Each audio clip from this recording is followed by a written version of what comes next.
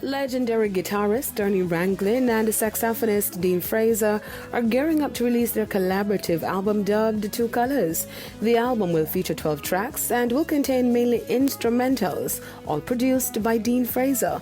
Two Colors will be available on all digital platforms 1 month before Ranglin's 90th birthday. Ranglin is a giant of Jamaican music. His many achievements include arranging and playing classic songs like Millie Small's My Boy Lollipop and The Wailers' It Hurts to Be Alone.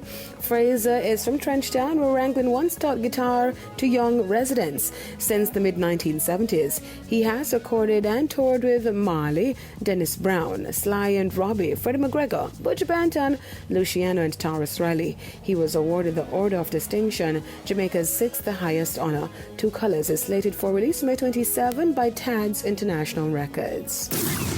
Dancehall artist Popcorn's Unruly brand, in collaboration with London-based music and travel company Pollen, has teamed up for Unruly Culture Splash. The event will be a 4-day festival that aims on fusing Jamaican, African and UK music. The event, which includes live performances, pool parties, sound clashes and excursions, will be held in Croatia from September 1 to 5. According to Pollen, the Culture Splash will be the first travel getaway of its kind in Europe. Founded in 2014, Pollen has previously organized artist-curated weekend festivals with other stars such as Justin Bieber and J Balvin in Las Vegas, Diplo in Cabo, 50 Cent in Mexico, and Duran Duran in Ibiza. Popcorn is also expected to release his fifth studio album later this year. The album, titled Great Is He, will be the follow-up to his fixtape released in 2020.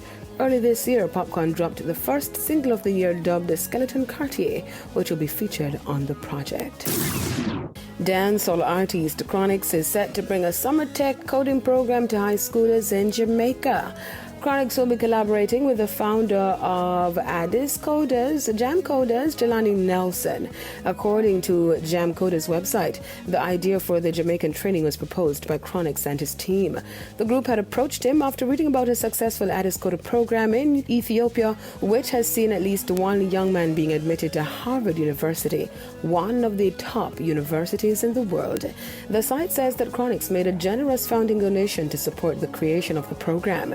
Meanwhile, Jam Coders has begun calling on Jamaican students to apply for the program, which has a deadline of May 14.